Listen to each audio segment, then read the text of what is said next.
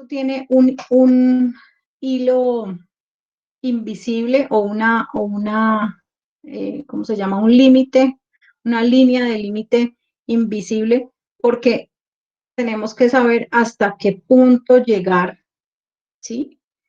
Eh, cuando hacemos la validación de sus emociones, ¿sí?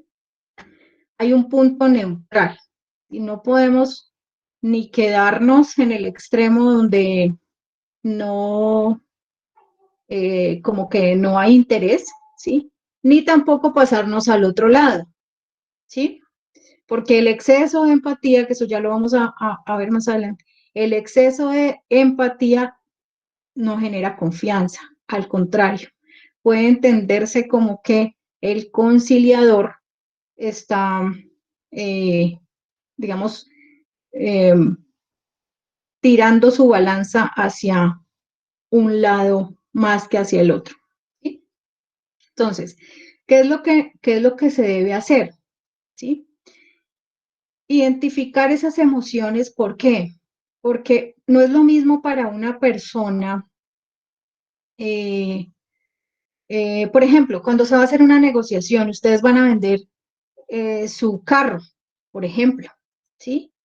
Y es un carro que pues era del papá, es un carro antiguo y tiene pues mucho valor eh, sentimental y usted le ha comprado cositas y lo ha puesto bonito pero hay una persona que es un coleccionista. Él es el que le está ofreciendo la compra por su carro, ¿sí? O sea, para él es un negocio, pero para usted es el carro pues de toda la vida que era de su papá, ¿sí? Entonces el valor emocional es diferente, ¿sí? Entonces, ese es el tipo de validación que debemos hacer. Entonces, y teniendo esa validación, vamos a encontrar el punto neutral entre las dos partes, ¿sí? Ni me voy hacia el extremo en que no me importa, ni me voy hacia el otro donde se entienda mal, pensando que estoy favoreciendo a uno más que al otro. ¿De acuerdo? La tercera característica es la solidaridad, ¿sí? La solidaridad es ese valor que tenemos nosotros o la capacidad de ese sentimiento que aflora cuando vemos la necesidad del otro, ¿sí? Entonces, digamos, creo que ese valor lo tenemos nosotros quienes hemos decidido ser conciliadores, creo que lo tenemos más fortalecido, ¿sí? Porque realmente lo que busca un conciliador es poder ayudar, a buscar una mejor solución, un mejor acuerdo, una mejor oportunidad para las partes que están interviniendo en una audiencia de conciliación, buscando nuestra intermediación, o sea, nuestra ayuda para lograr eso, ¿sí? Entonces, nosotros respondemos frente a esas necesidades, ¿sí? Me llamó la atención, me perdonan que les ponga muñequitos, pero eh, creo que eh, cuando nos llegan mensajes así son más fáciles de cargar en nuestra memoria. Mafalda dice, ¿pensaron alguna vez que si no fuera por todos nadie sería nada? ¿Sí? ¿Qué quiere decir esto? Desde mi punto de vista, quiero escucharlos a ustedes. Entre todos, entre todos podemos hacer las cosas mejor, ¿sí? Podemos aportar de mejor manera, podemos lograr, y hablando en términos de conciliación, teniendo un aporte de cada uno, podemos, o sea, logrando que haya ese interés por buscar una mejor solución, ¿sí? De modo que no se afecte el uno o el otro, que se entienda que el uno perdió o el otro ganó, sino que nos vamos todos contentos con el acuerdo, ¿sí? En esa medida logramos que la situación sea por lo menos más llevadera, ¿sí? Como decía Romney, el doctor Romney la semana pasada, o sea, así no haya un acuerdo, pero por lo menos hay una mejor perspectiva frente a una situación determinada. ¿Sí? quiero escucharlos a ustedes al respecto de esta característica especial. Pueden abrir sus micrófonos.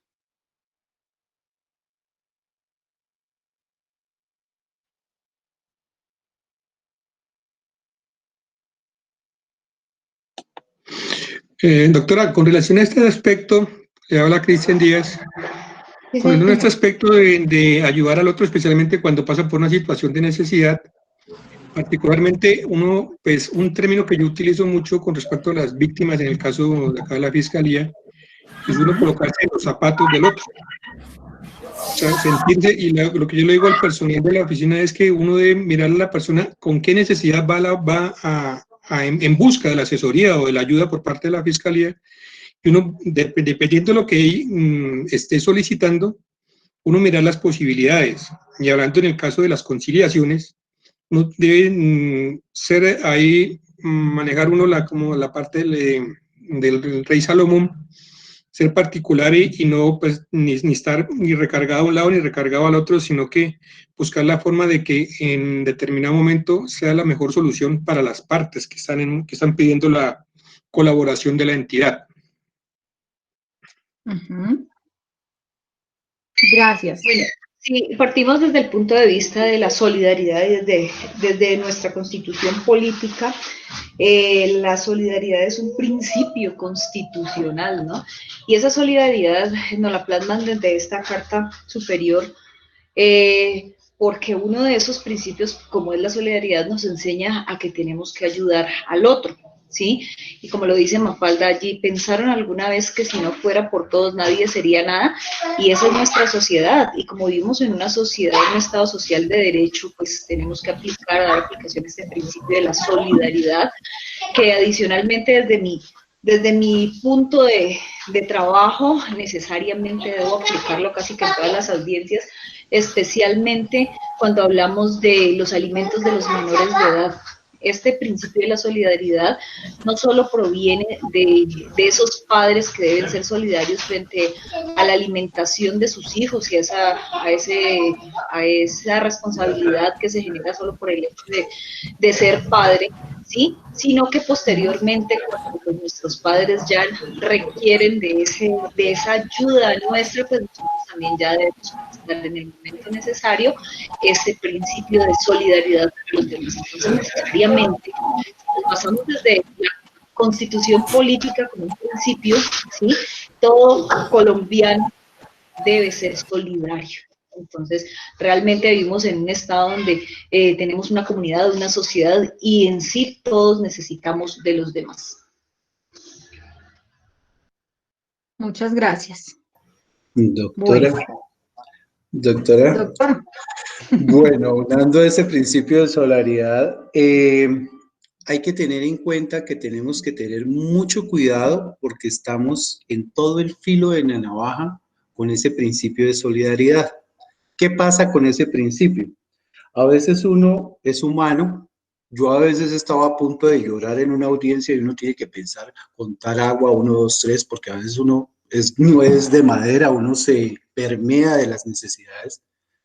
Pero ese hilo de solidaridad, cuando uno lo quiere ejercer, es bueno buscar qué podemos explotar de la solidaridad de uno y del otro y hacerlos presentes en esa audiencia, cosa que no sientan que uno está cargado hacia una parte, así uno sepa que toda la razón de pronto en ese proceso puede estar hacia un inclinado hacia una parte. Pero a veces la otra persona solo necesita saber que se quedó sin trabajo y solo puede con 200.000 pesos y ella no acepta que él aún sin trabajo está volteando por 200, 300.000 pesos y que ella no le reconoce eso. Y asimismo él no le reconoce a ella que con él o sin él, ella de todas maneras tiene que proveer la comida de ese menor. Entonces es a veces hacerle ese principio de solidaridad a las dos partes, porque ahí de alguna manera a través del tercero que es uno, ellos se sienten reivindicados y facilita la conciliación. Era esa parte. Y tener en cuenta que uno no se puede ir de pronto un poquito más para un lado, independiente que uno más o menos sabe qué es justo y qué no, pero uno al hacer esa ponderación de las dos partes, por lo general hace un éxito mayor en cuanto a la aceptación de cualquier acuerdo. No sería más, doctora. Gracias. Sí, ahí, qué pena, interrumpo. Bueno, participo frente a las manifestaciones que ha hecho el doctor Rodney, en el entendido de que, claro, ese principio de solidaridad no se puede volver, o tiene que ser neutral. O sea, el conciliador debe partir desde ese punto de vista, debe ser neutral. Sin embargo, el conciliador que está manejando asuntos de menores de edad tiene la posibilidad de volverse imparcial, ¿sí? Tiene la posibilidad de volverse parcializado frente a los derechos y al interés superior de los niños, niñas y adolescentes. Claro está que para poder determinar, en el caso que estamos hablando en concreto, al momento de determinar una cuota alimentaria, necesariamente hay que tener unos aspectos de partir desde un punto de vista, a partir de esa ponderación de que habla el doctor Rodney, cuando señala de que ¿qué se debe tener en cuenta? La capacidad económica del alimentante y las necesidades del alimentario, pero siempre partiendo de que el menor de edad es una persona que necesita y requiere absoluta solidaridad porque no puede valerse por sí mismo. Es distinto cuando es una esposa quien le está solicitando alimentos a su esposo, teniendo salud, es una persona que posiblemente se pueda ayudar económicamente de alguna manera, a que sea un hijo el que esté pidiendo alimentos. Entonces ahí sí tenemos que hacer una ponderación prácticamente diferente y el principio de solidaridad debe pesar más hacia el menor de edad que frente a la situación. Obviamente que hay que tener en cuenta en ese aspecto, vuelvo y lo reitero, la capacidad económica de este alimentante, porque pues obviamente si llegamos al punto de que este señor se está ganando como motorratón 200,000 pesos y la mamá está solicitando que se tenga en cuenta que devenga un salario mínimo, porque como no ha comprobado la capacidad económica, hay que tener en cuenta que gana un salario mínimo, eso lo ha dicho la Corte, mientras no se pruebe lo contrario. Entonces ahí sí hay que concientizar a esa otra persona de que el alimentante está buscando la forma de responder, pero que su capacidad económica tan solo llega a 200,000 pesos. Es como adentrarle a las personas de que esa solidaridad desde ese punto de vista tiene que ser de ambos. Gracias. Bueno, me voy a quedar con este punto y más. Ahorita hablamos una cosita. Bueno, otra de las características es el respeto y la tolerancia. Reconocer la diversidad de que todos somos distintos, que por eso cada cual tiene unas diferentes formas de pensar, unas diferentes opiniones al respecto de algo, que pertenecemos a culturas, a entornos diferentes, a razas, que tenemos religiones distintas, que tenemos géneros diferentes. En esa medida tenemos que propender porque siempre digamos que la base de la comunicación y de nuestras reuniones con las personas que requieren de una audiencia de conciliación sea basado en el respeto y la tolerancia, ¿sí?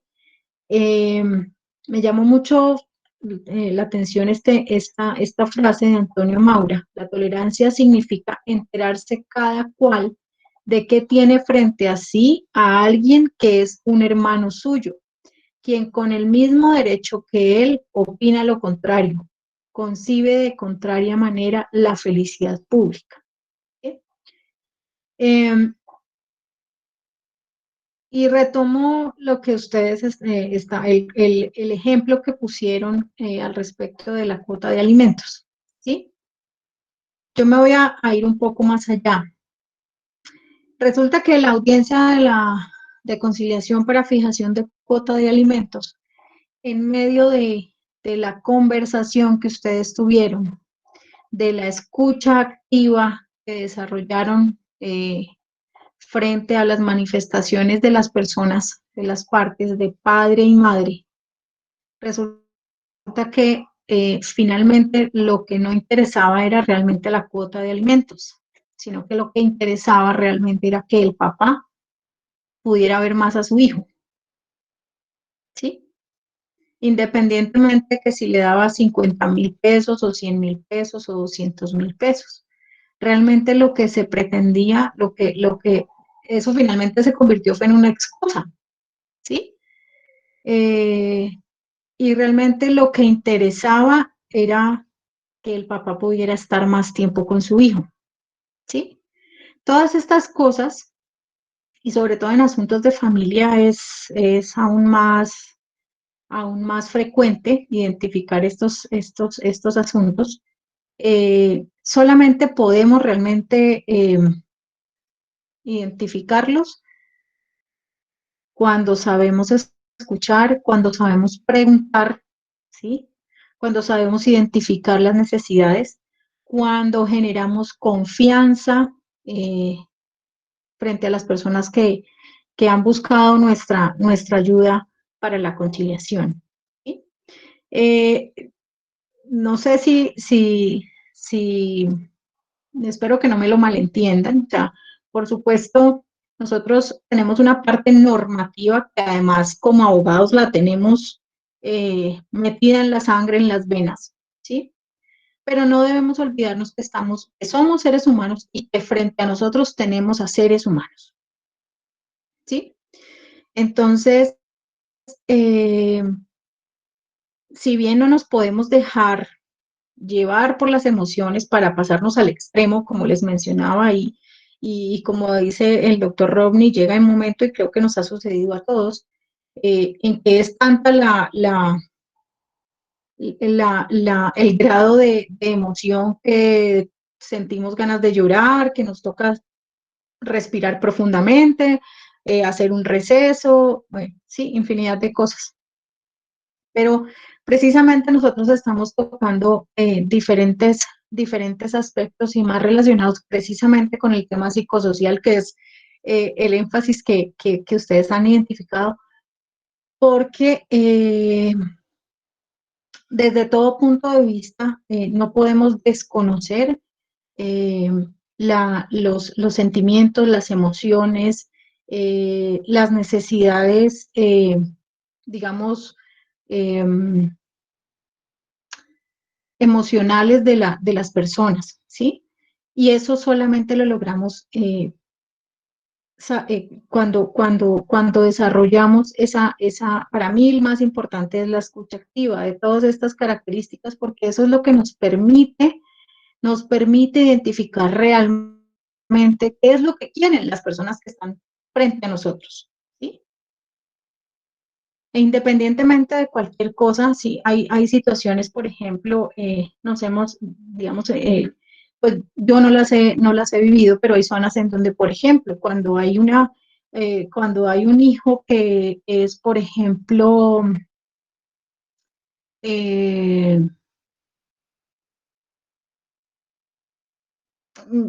homosexual, por ejemplo, en una zona donde por ejemplo, en las culturas indígenas o en las personas de la costa norte de nuestro país, una persona con una orientación sexual diferente es absolutamente como marcada, ¿cierto?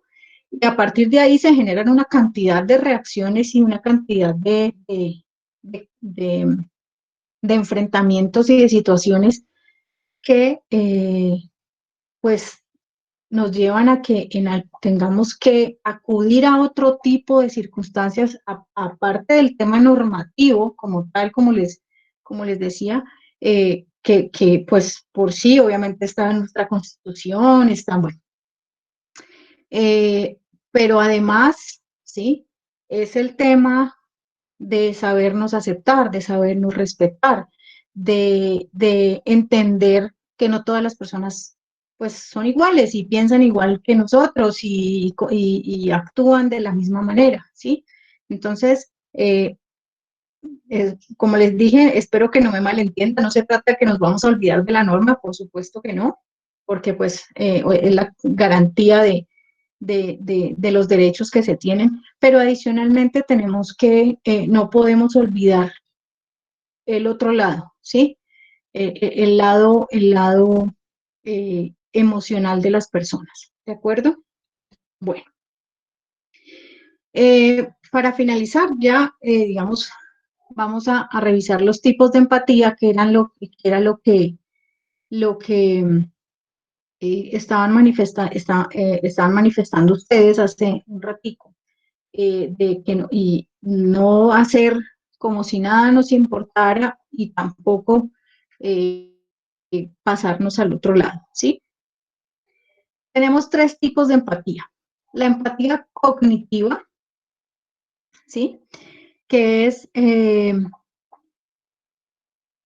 cuando yo tengo la capacidad de percibir del otro, ¿sí? Todas sus sensaciones, todas sus emociones como si fueran mías. Entonces, por eso está, digamos, el mensaje allí, siento lo que tú sientes. O sea, las personas que son padres o madres pueden decir que hay un sentimiento muy especial, por ejemplo, cuando ven a sus hijos en peligro. Entonces, pero los que no somos padres, pues no sabemos qué se siente, ¿sí? Cuando, por ejemplo, una persona de nuestra familia está enferma y bueno, tenemos esa preocupación y la angustia, pues, de su recuperación, o cuando sabemos que alguien conocido se enfermó y bueno, sí, pues, sí, hay alguna consideración, pero no es el mismo sentimiento cuando son personas tan cercanas, ¿sí? Hay una empatía emocional, ¿sí? Que es cuando yo sé lo que te está ocurriendo, ¿sí? Pero también identificamos, pues, una manera de eh, solucionar la situación, ¿sí? Hay, digamos, allí sí, como decían algunos de ustedes, me pongo en los zapatos tuyos porque entiendo lo que te pasa, pero también entendemos que debemos solucionar la situación. No nos podemos quedar en un mismo punto sin eh, simplemente con el problema, sin lograr identificar las posibilidades para solucionarlo.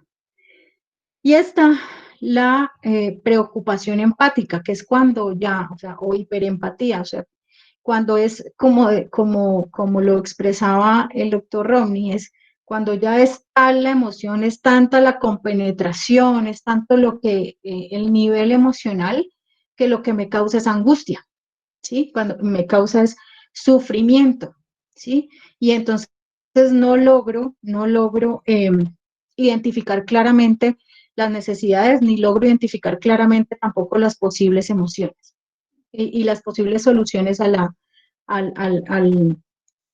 la situación, ¿sí? O sea, nos dejamos llevar al otro lado, ¿sí? Entonces, no podemos lograr identificar de una manera neutral o buscar una solución de manera neutral cuando nos pasamos al otro lado, ¿sí? Sí, cuando ya el nivel emocional, o sea, es tan alto que no nos permite identificar claramente el problema ni la solución, ¿sí? Por favor, voy a dejar de compartir la pantalla. Y ahora sí, para finalizar, vamos a hacer un ejercicio. Quiero que espero que todos tengan el material que les pedí, o sea, las hojitas y los lapiceros de colores. ¿Sí los tienen?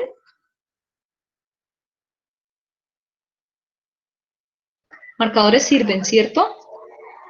Sí, la idea era que tuvieran lápices de colores, o colores o marcadores de diferente color, de 3 colores diferentes y 3 hojitas diferentes. ¿Sí? Entonces, vamos a hacer un ejercicio en donde vamos a identificar las 3 posiciones empáticas digamos, que han sido identificadas, ¿sí? La primera posición, ¿sí? Entonces vamos a marcar una hoja con el número 1, una hoja con el número 2 y una hoja con el número 3, con colores diferentes, ¿sí? Y vamos a identificar las tres posiciones. La primera posición es la posición desde mi perspectiva, ¿sí? La segunda posición es la perspectiva del otro, ¿sí? Y la tercera posición es la perspectiva de un tercero neutral, ¿sí?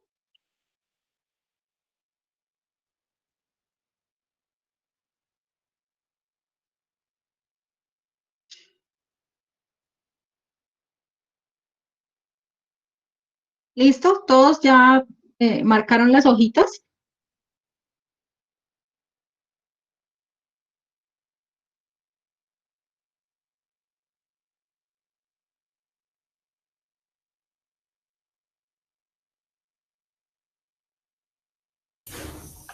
Sí,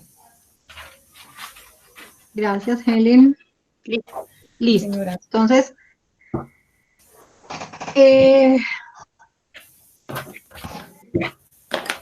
vamos a cerrar los ojos un momento y van a escuchar muy bien lo que yo les voy a decir, ¿sí? Por favor, antes de cerrar los ojos, entonces tomen la hoja 1, ¿sí? Señora.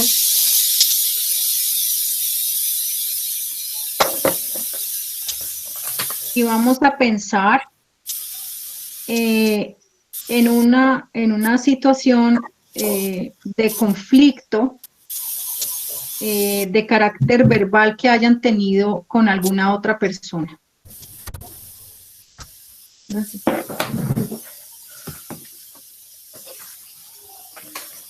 ¿Sí?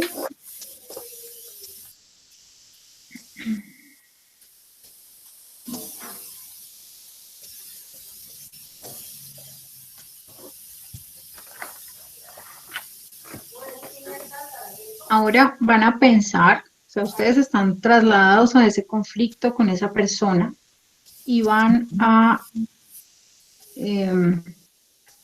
identificar el lugar en donde sucedió, la causa que motivó el conflicto. Van a pensar en la otra persona, en lo que tenía puesto, en el tono de voz que usó, en las palabras que usó. También van a pensar en el entorno, o sea, que había en el lugar, diferentes objetos. También van a pensar en ustedes en ese momento, en cómo estaban vestidos, en cómo hablaron en ese momento, qué palabras usaron, ¿sí? Sí, señora. Y van a identificar las sensaciones que tuvieron frente a ese conflicto, ¿sí? Piensen en 3, máximo 5 sensaciones, las van identificando y ahora las escriben en el papel blanco, en el papel de la hoja número 1.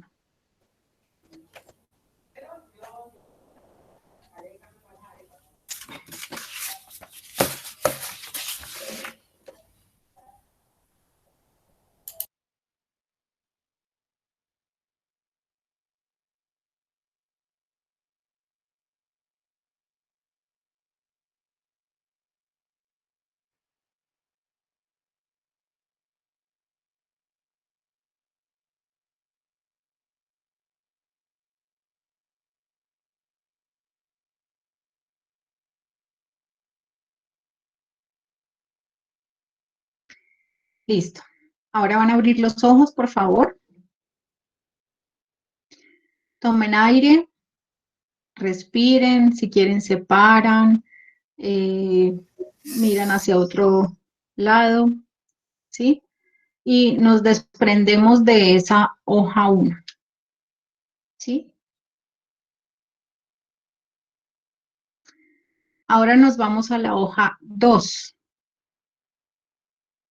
y vamos a identificar la experiencia desde la perspectiva de la otra persona. Es decir, ustedes van a tomar la posición de la persona con la que tuvieron el conflicto. ¿Sí? Ustedes se convierten en esa persona en este momento. Cierran los ojos nuevamente y vuelven a pensar en la situación, en la otra persona con la que tuvieron el conflicto. Es decir, ustedes son la otra parte y van a pensar en ustedes como la otra persona con la que se tuvo el conflicto. Y nuevamente pensamos en el lugar, el tono de voz, la situación que generó el conflicto, las palabras que usaron.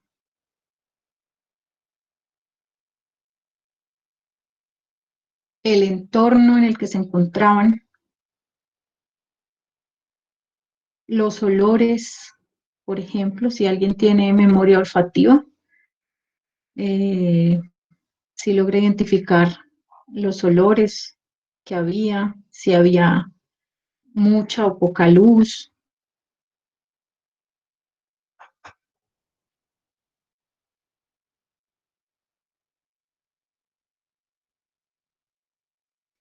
Y vamos a identificar las sensaciones. Recuerden que es desde la perspectiva del otro. Y vamos a identificar nuevamente entre 3 y 5 sensaciones que se hayan desarrollado desde esa perspectiva, frente a la misma situación.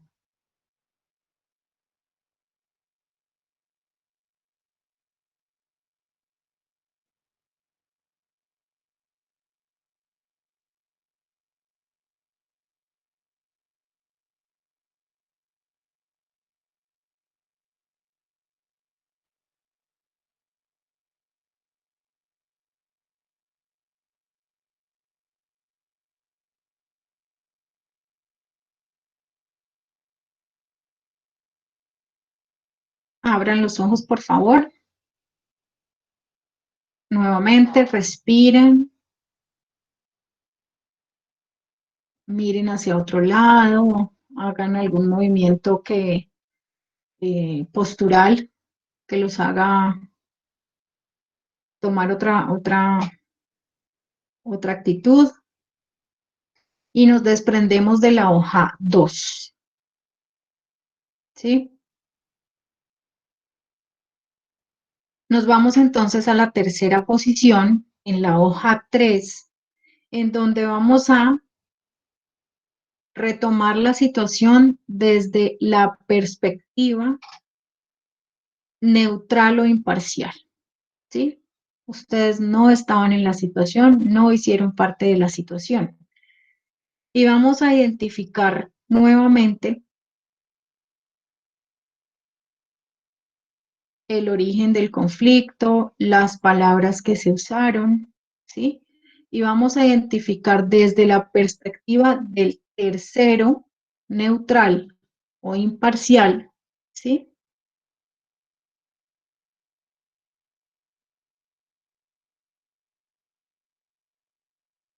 ¿Cuáles fueron las circunstancias reales que causaron el conflicto? Y adicionalmente,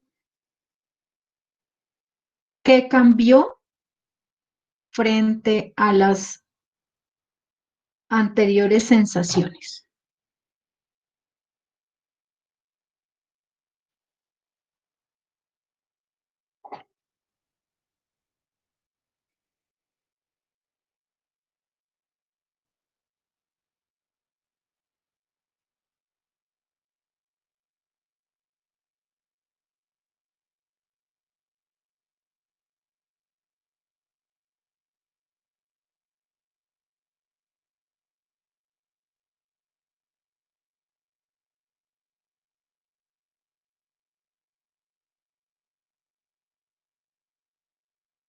Sí, Adriana, con mucho gusto.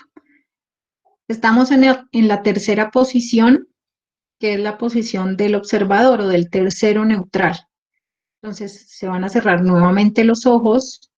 Vamos a identificar efectivamente frente a las dos posturas anteriores realmente cuál fue la causa del conflicto y adicionalmente qué cambió, o sea, qué cambió frente a las sensaciones que se identificaron en las otras dos posiciones.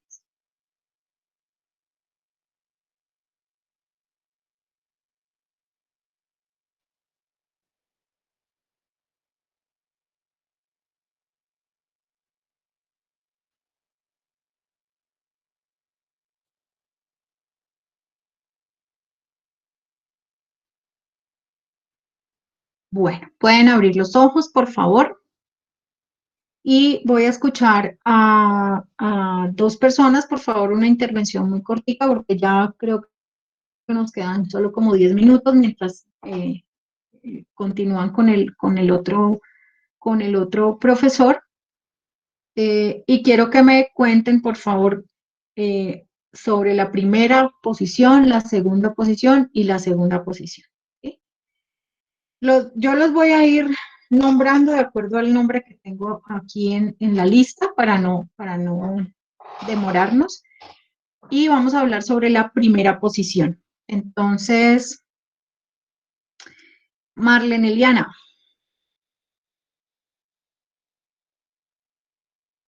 ¿Otra vez yo? Bueno. Estás de primera en la lista. Ah, sí. Ah, bueno. Bueno, yo recordé o se me vino a la mente alguna vez que tuve un accidente de tránsito, ¿sí? Donde yo iba pasando de una esquina a otra en mi carro y repentinamente apareció una moto y pues salió volando esa moto, que ya después uno haciendo como una reconstrucción de los hechos va medio organizando ideas. Sin embargo, el muchacho que iba en la motocicleta salió volando y cayó al otro lado, pero la que armó el conflicto fue una señora que iba pasando, que ella pensó que yo me iba a volar y vino y me cogió del cabello y pues o sea, su intención no sé cuál era, o ella, bueno, no sé qué pensaría, que la escena fue hasta chistosa en esa oportunidad, pero me sacó de casillas. Entonces, pues desde mi perspectiva la sensación fue de rabia, fue de ahogo, fue de molestia, o sea, de agitación todo el tiempo y yo a no dejarme hacer lo que ella pretendía, ¿sí? Al ponerme desde el punto, desde la perspectiva de ella, y lo más chistoso era que la señora nada tenía que ver con el accidente, fue una persona, un tercero que llegó ahí que debió ser el neutral, pero no, era la más afectada con el accidente. Viéndolo desde el punto de vista, desde la perspectiva del otro, pues yo sentía que esa señora tenía mucha rabia, tenía desespero, no sé qué pensó ella, seguramente, yo lo que hice fue bajarme del carro a mirar cómo fue que el muchacho se cayó y se golpeó, y ella pensó que yo me bajé del carro para irme. Entonces ella se vino y se me cogió, parecía que, bueno, chistosísima, pero yo la veía con mucha rabia, con mucho desespero, sus sensaciones eran de rabia, de desespero, de molestia, de ataque. O sea, pienso que la señora vivía en medio de mucho conflicto, porque ella llegó a atacarme directamente. Y desde la perspectiva de un tercero neutral, llegó una persona como muy calmada y al ponerme en el lugar de él, pues ese tercero neutral muestra sensaciones de ayuda, de solidaridad para buscar pues una solución. Él, ese tercero neutral buscaba era cómo solucionar el conflicto que había entre la señora y yo, y no entre el que estaba ya tirado en el suelo y yo. Y él buscaba calma y le decía a la señora, pero ¿usted qué le pasó? Cuénteme. No, es que ella se iba a volar. Por eso, pero usted, ¿por qué se ve afectado? O sea, él trataba como de calmar, de ayudar, de resiliar esa situación en esa oportunidad. Este fue ¿qué? Este fue el recuerdo que se me vino a la mente apenas usted nos planteó un conflicto. Finalmente se arregló, ¿no? No fue con ella el conflicto, pero se arregló con el muchacho que estaba. Pero se arregló con ella. Bueno. No, ella se fue echándome madres. Gracias. Tengo a Adriana Pérez.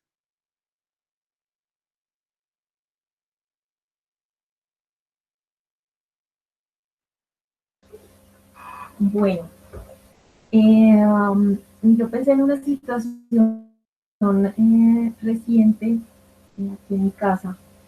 Ustedes saben que esta contingencia ha impuesto a las personas de la tercera edad como, como una presión muy fuerte.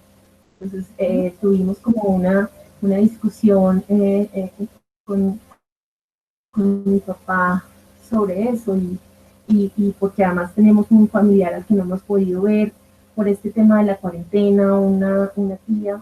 Entonces es como la sensación de preocupación y tristeza e impotencia al mismo tiempo, porque pues obviamente si uno se pone en el lugar del otro, una persona que puede salir, que ha sido supremamente activa, que ya no pudo salir a trabajar, entonces es como la discusión desde la preocupación como hija, por su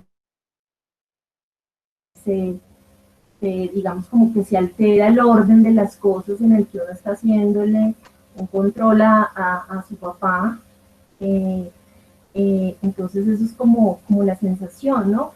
Y ver el otro lado también como de las sensaciones de inquietud, de estrés, de aburrimiento, de agotamiento también y de preocupación por un tercero al que no se puede ver, con el que se tiene una relación muy estrecha. ¿Sí? Entonces es como eso, o sea, la preocupación de uno como hijo, el aburrimiento y el estrés de su papá, entonces es como esas sensaciones que le dan, además estando en la casa, como en el sitio en donde nos encontramos diariamente en la cotidianidad, entonces es eso, como esas sensaciones de preocupación, tristeza e impotencia y desde el otro como esa inquietud, ese estrés, ese aburrimiento y el tercero pues que evidentemente si uno ve las cosas por fuera pues desde ambos lados existe digamos una razón, ¿sí? Y que mediar digamos como con el diálogo pausado puede ser una alternativa de solución. Es como eso. Gracias, Adriana. Bueno, y vamos a escuchar a uno de los hombres que nos acompaña, Hugo Ernesto Torres.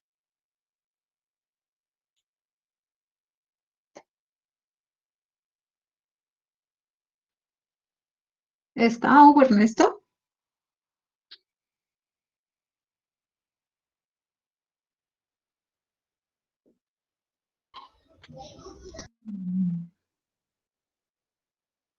Bueno. Jefferson Rodríguez.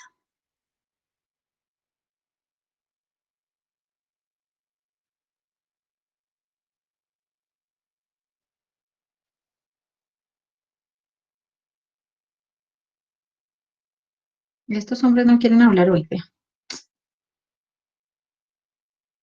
Bueno. Doctora, venga permítame yo saco la cara por los hombres.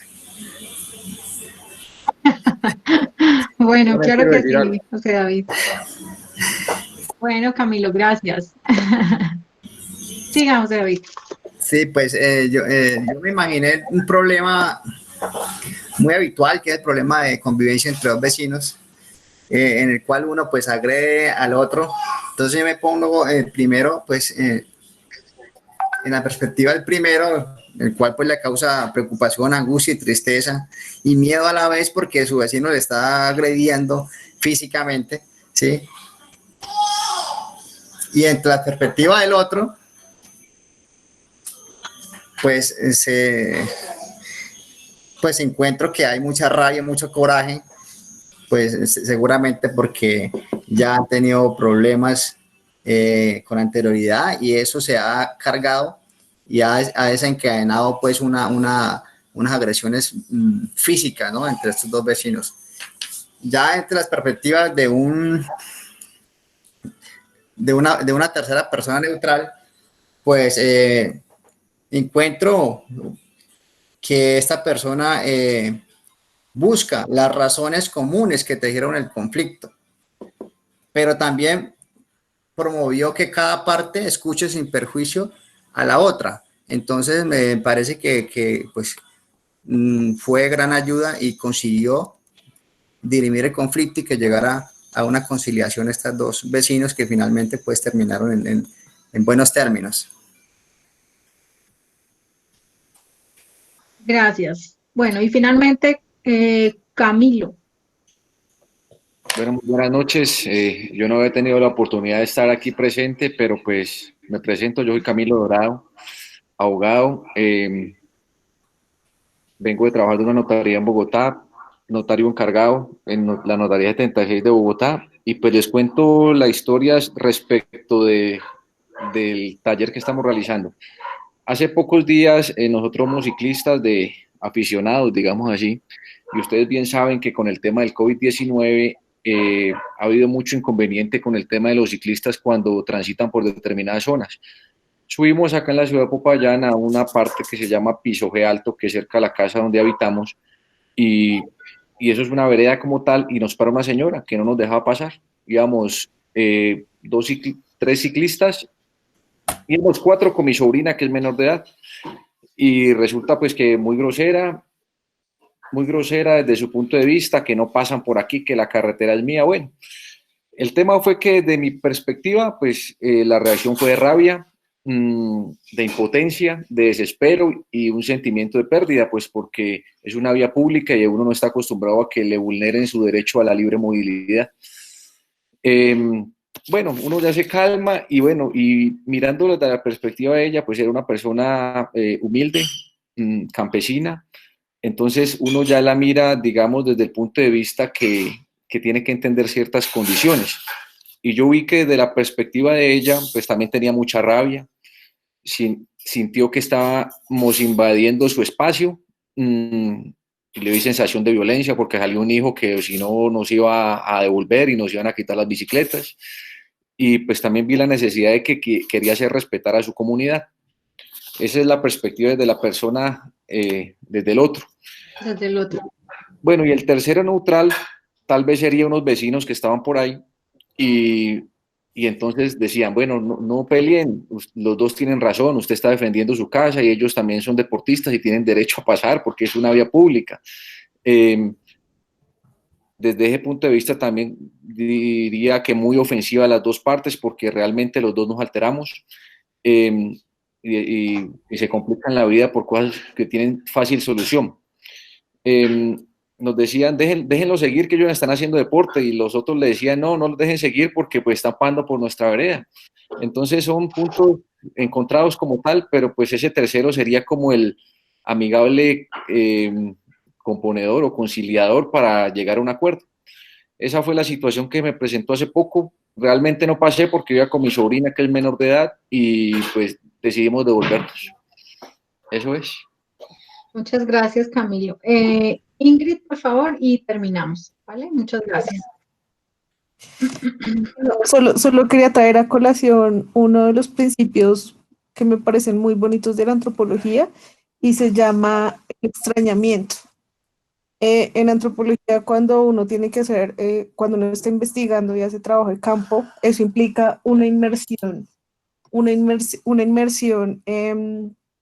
pues digamos que en el fenómeno social que tú estás investigando. Entonces, si tú estás trabajando con un grupo poblacional, lo ideal es que tú vivas con ese grupo un tiempo y que tú puedas, digamos que rastrear como todas las prácticas cotidianas que te dan luces acerca de la línea cultural que soportan ciertos fenómenos sociales.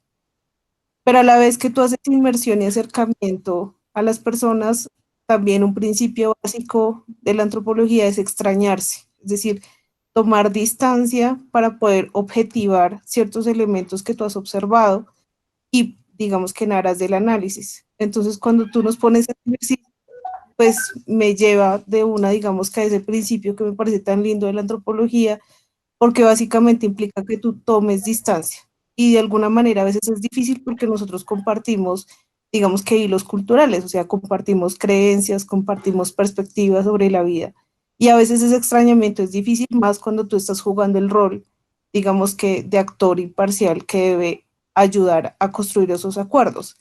pero eso pasa mucho también por la reflexión que uno debe hacer sobre sus emociones y sobre a veces la conexión emocional que uno siente, por ejemplo, con una de las dos partes. Entonces, no solo quería traer a colación eso, porque me parece que es un principio que aplicaría perfectamente cuando se trata de que una persona haga el papel de actor imparcial para facilitar la construcción de unos acuerdos. Muchas gracias, Ingrid. Bueno. Buenas noches, doctora. Sí, señor. ¿Cómo está?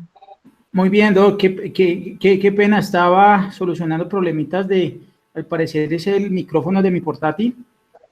Por eso no había podido participar ahora. No sé qué posibilidades haya de pronunciarme con relación a las perspectivas. Bueno, sí, deme un segundito, por favor, dos cositas. Sí, es que listo, no me quiero alargar demasiado porque ya el doctor Roberto Rodríguez, que es el profesor que los acompaña después de mí, que ya por ahí lo pueden ver en la cámara.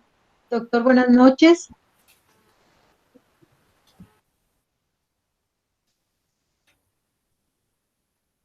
Buenas noches a todos y todas, y estamos esperando pues sin ningún afán, pero sí con rigor. Gracias. Gracias, doctor Roberto. Entonces, Jefferson, una última intervención suya y digamos como las conclusiones finales y ya le damos paso al doctor Roberto. Vale, muchas gracias. Ay, por favor, antes de que me regañen otra vez por acá, las personas que no han diligenciado el registro de asistencia, por favor, está puesto en el enlace está puesto ahí en el chat para que por favor lo diligencien. Una pregunta. La anterior clase yo no diligencié la asistencia. En ese caso. Muy buenas noches para todos. Sí, lo que... Dani, se te va la comunicación. Buenas noches, ¿ahí me escuchan? Sí. Sí. Sí, lo que pasa es que la sesión pasada tuvimos como un problema con el enlace para la asistencia, entonces en el transcurso de estos días enviaremos el enlace para que puedan diligenciarlo. Ese corresponde al del sábado pasado. Muchas gracias. Ah, ok. Muchas gracias. Listo, Jefferson. Ok, muchas gracias. Vale, Doc, qué pena de antemano y trataré entonces de ser lo más breve posible. Pues fue una experiencia personal con mi hermano mayor, vive desde hace 2 años más o menos en Chile. La circunstancia sucedió hace un año atrás. Yo me encontraba en un negocio comercial que tengo y mi hermano me hace una videollamada y me dice pues que a mi sobrina mayor su novio la está golpeando. Yo inmediatamente dejé mis labores que estaba haciendo en el negocio y arranqué pues para la casa donde estaban viviendo mis sobrinas, porque tanto mi hermano como su esposa se encontraban de viaje. Entonces al momento de llegar pues fue como esa angustia de no saber en sí bajo qué circunstancias estaba ella, pero en ese momento, en vez de optar como por investigar lo sucedido, más bien era como de pronto un momento de ira y de rabia de que se estén aprovechando pues de un familiar de uno. Cuando iba saliendo del negocio, pues yo me encontraba con mi esposa y mi esposa al verme como la reacción hostil me dijo pues que me acompañaba, que ella no sabía qué pasaba, pero pues se montó al carro conmigo y arrancamos. Al llegar allá, pues yo la verdad no me di palabras, sino que la situación se tornó muy tensa, ¿sí? Porque llegué pues y no hubo oportunidad alguna para el diálogo. Tuvimos de pronto una confrontación donde las otras 2 sobrinas salieron lastimadas, no de gravedad, pero sí lastimadas. Y fue mi esposa la que pues, hasta el momento sin saber qué estaba sucediendo, pero pues fue ella la que optó como por intermediar y de pronto ponerse en el medio y decir, bueno, pues que, o sea, no, no eres tú, ¿por qué actuaste así? ¿Por qué ¿qué está pasando? Al muchacho le decía, lo llamaba por su nombre y le decía, tú también cálmate. O sea, no entendía qué estaba sucediendo en el momento, y pues fue ella la que en el momento hizo las veces de intermediaria ahí, y evitó pues que de pronto la situación se tornara peor. En conclusión, uno desafortunadamente en algunas circunstancias de la vida actuamos como por ese instinto animal que llaman, y no con ese raciocinio que debemos actuar siempre en el diario vivir. Y desde la otra persona, el muchacho novio de mi sobrina, pues también optó como por actuar o por reaccionar de la misma forma en como yo había llegado, ¿sí? Entonces, por ninguno de los dos polos hubo un espacio como para preguntar qué pasaba, o si la información que mi hermano me había dado a mí era cierta o no, sino que pues fue más como un momento de hechos. Y mi esposa, sin saber las circunstancias que estaban pasando y por qué yo estaba con esa actitud, pues ella sí optó por intermediar y frenar la circunstancia, a pesar de que desconocía el motivo del por qué era mi ira. Entonces, en conclusión es, pues en todos los ámbitos de la vida es siempre respirar varias veces y contar a veces no hasta 10 sino hasta más, y evitar así que las cosas puedan empeorar. Muchas gracias y qué pena. Bueno, muchas gracias. Bueno, por hoy entonces terminamos. Agradezco mucho su participación. Espero que haya sido de gran aprendizaje, bueno, o fortalecimiento de las habilidades realmente que ya se tienen, recordar un poco, digamos, como las posiciones en las que actuamos los seres humanos, la manera en la que actuamos, recordar también el respeto por el otro, ¿sí? Y que nuestra labor como conciliadores realmente es, retomo las palabras que dijo el doctor Romney la semana pasada, es, si bien no se logra un acuerdo, por lo menos que la perspectiva o la posición frente a las circunstancias sea otra, sea mejor y sea positiva, ¿sí? Nuevamente, muchas gracias. Revisaré pues el trabajo de ustedes y bueno, ya nos veremos en otra oportunidad. Los dejo con el doctor Roberto Rodríguez en su siguiente sesión y nuevamente muchas gracias.